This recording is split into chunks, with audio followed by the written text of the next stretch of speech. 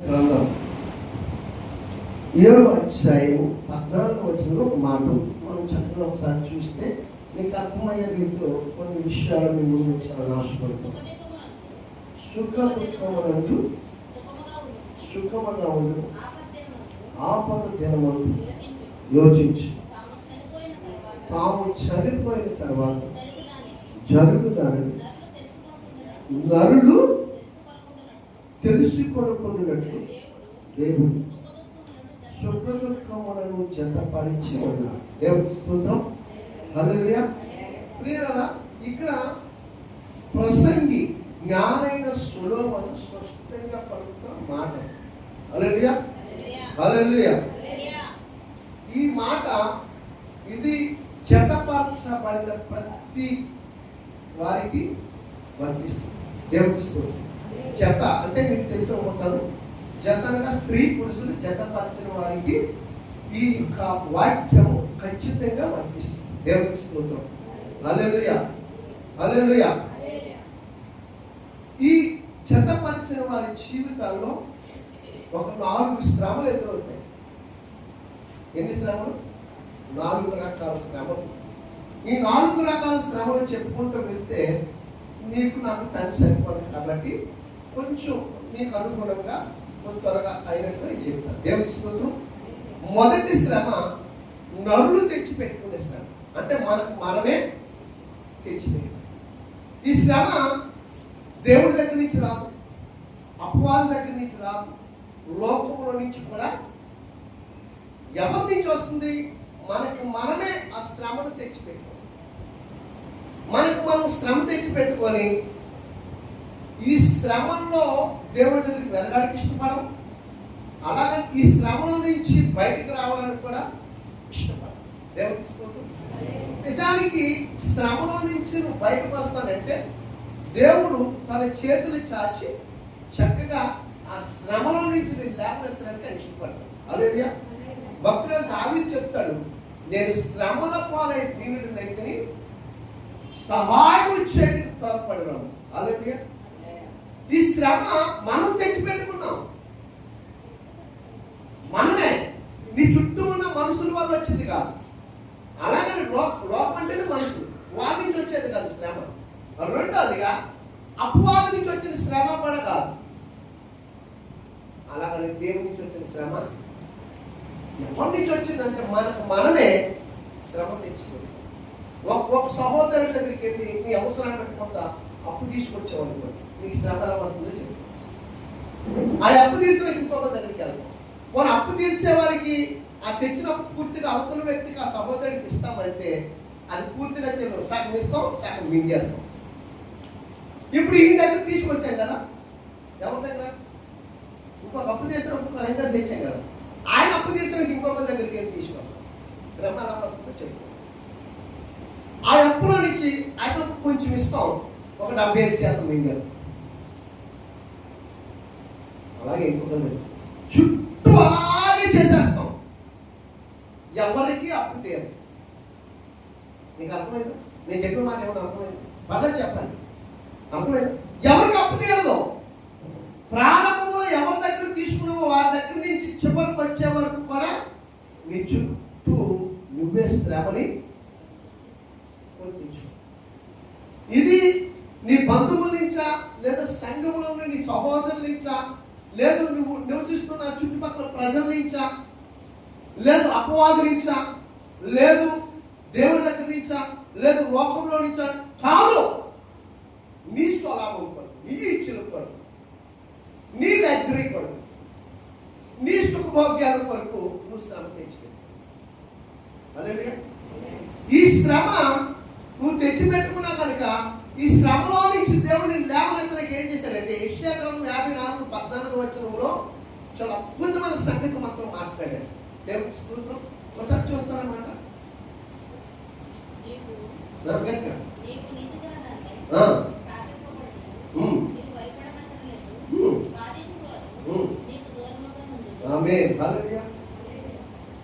అక్కడ దాకా చాలా నీతిగా ఉన్నావు, నీ కష్టార్జితంగా నువ్వు తింటున్నావు, నీకున్న దాంట్లో సంతోషంగా ఉంటున్నావు, నీకున్న దాంట్లో తృప్తిగా వెళ్తున్నావు.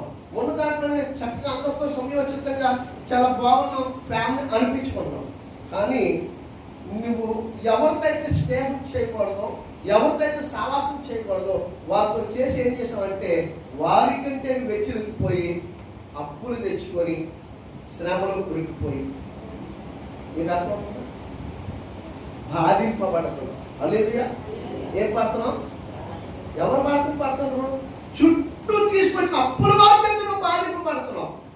నేను ఎవరో బాధించలే, ఊరికి ఎవరు నీ దగ్గరకు వచ్చి నేను కొట్టలేదు, మెత్తలేదు, తిట్టలేదు. నువ్వు తెచ్చుకున్నావు కాబట్టి వారు నీ అవసరానికి ఇచ్చారు కాబట్టి వారికి అవసరం వచ్చింది కాబట్టి వారికి వలసి నువ్వు ఇచ్చే వరకు కూడా నువ్వేం చేసావంటే ఆ ఒక్కరితో చేయలేదు, నువ్వు చుట్టూ అప్పులు చేసి మధ్యలో ఊపిరి దిగిపోయి. ఇప్పుడు అందరూ ఎవరైతే ప్రారంభం నుంచి ఇచ్చారో చివరి ఇచ్చే వరకు కూడా అందరూ అనుకుంటున్నారు ఏం చేయాలో దిక్కు తోచలేని పరిస్థితి. ఎవరు తెచ్చి పెట్టారు?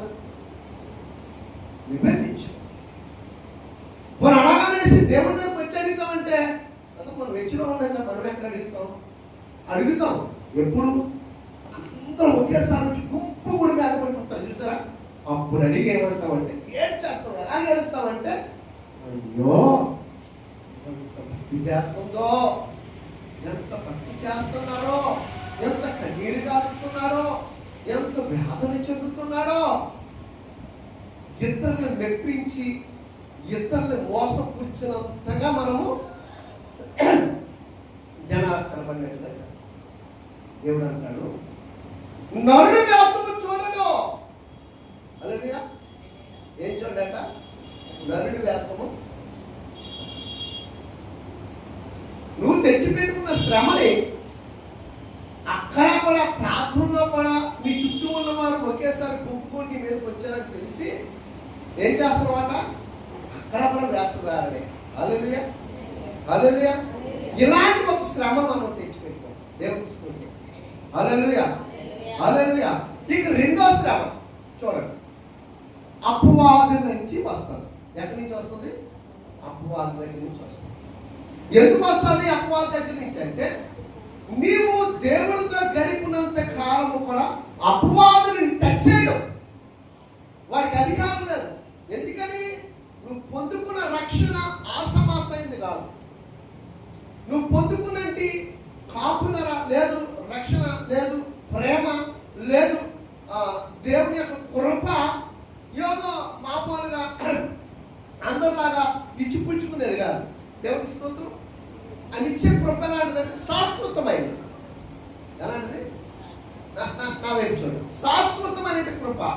ఈ కృప ఎక్కడలాగా ఉంటుంది? తల్లి గర్భంలో పిండముగా రూపింపబడక మునుపు నుంచి ప్రారంభమయ్యి, అనగా జగత్తు పునాది పుట్టక మునుపు నుంచి నీ జీవితంలో ఆ కృప ప్రారంభమయ్యి తిరిగి తను దయచేసిన ఆత్మ తన దగ్గరికి చేరి, అనగా తన మహిమలో చేరే వరకు కూడా ఆ కృపని విడిచిపోవాలి. దేవునికి స్తోత్రం.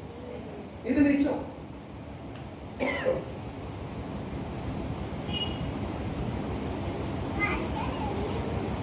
ఇది నిజమే అని నువ్వు నమ్మితే ఆ కృపని విడిచిపోదు.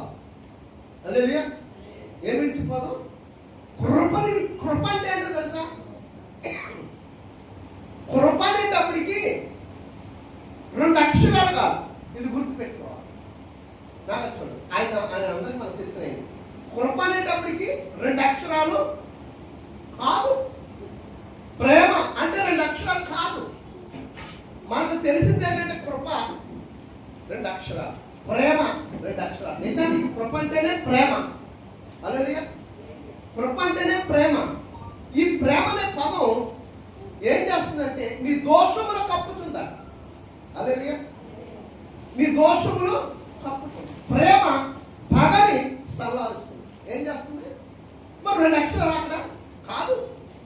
రెండు అక్షరాలు. కృప అంటే రక్షణ. కృప అంటే రక్షణ. రక్షణ అంటే అర్థమైంది కాపుదల.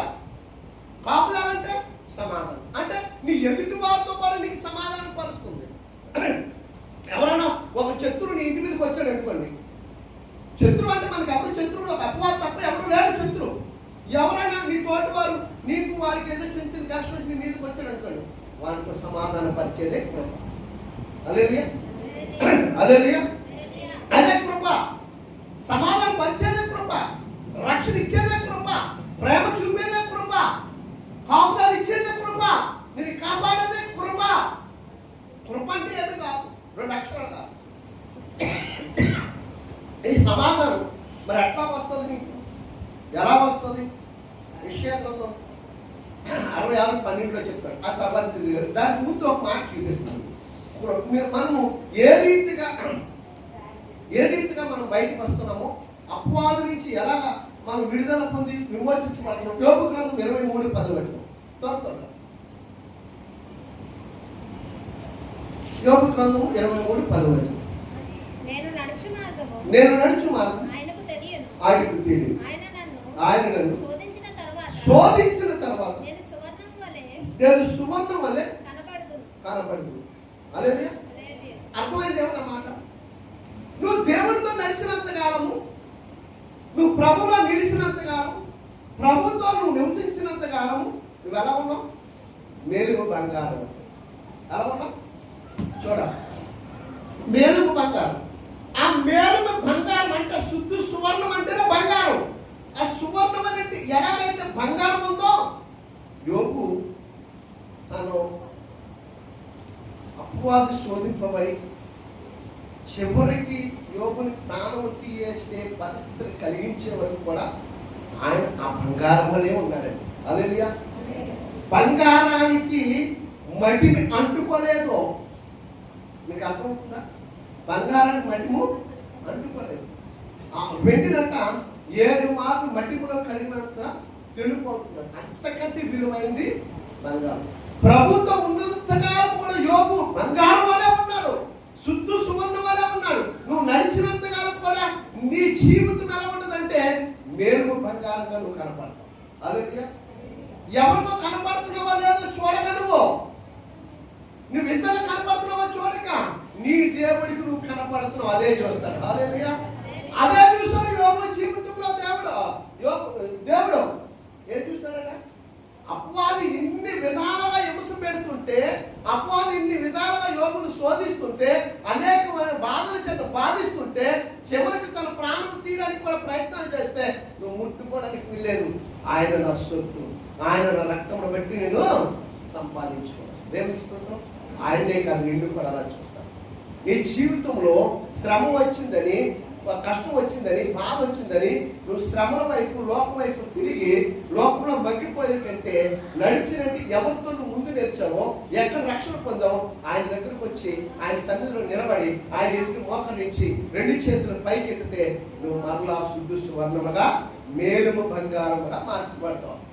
ఆ శ్రమ నిన్ను ముట్టలేవు. అదే ఆ శ్రమ నిన్ను అంటావు. అలా అపవాదు నుంచి కూడా రక్షణ పొందిన వారి మీద శ్రమ వస్తుంది. దేవునికి స్తోత్రం.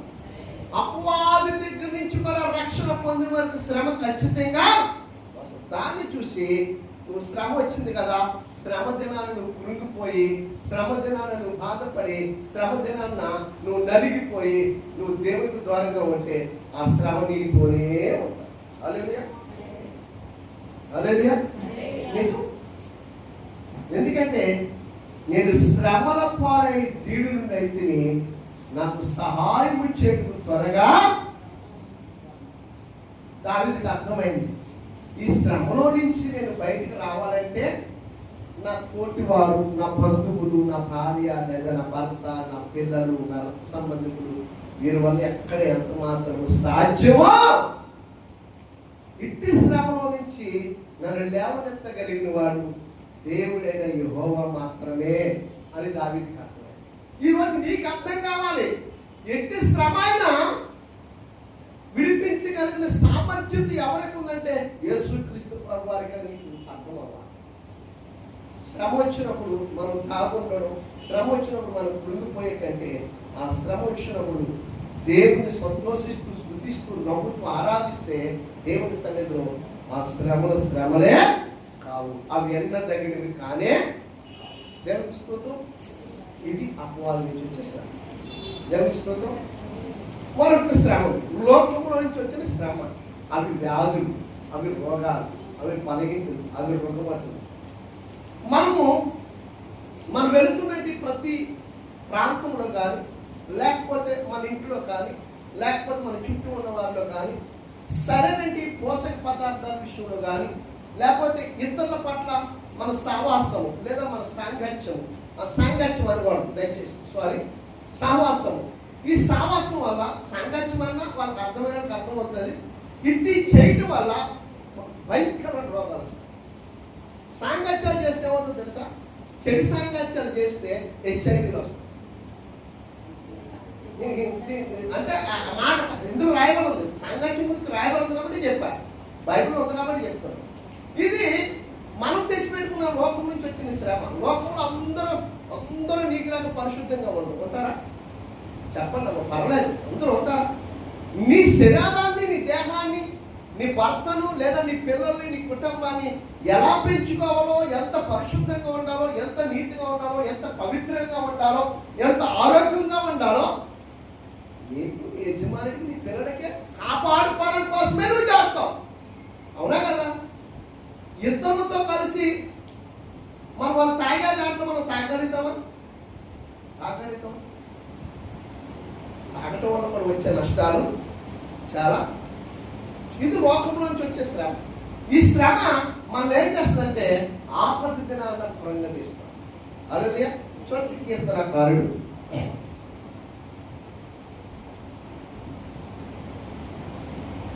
24:5 త్వరగా నేను ముగించేస్తాను, అయిపోయింది.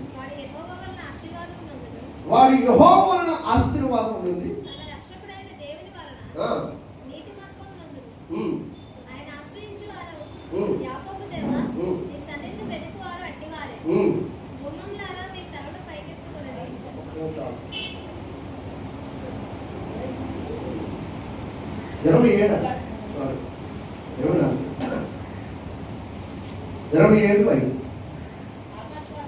ఆపత్కాలమున ఆయన తన పర్ణశాలలో నుండి నన్ను దాచు, తన గుడారపు మాటను నన్ను దాచు, ఎక్కించు. ఎప్పుడు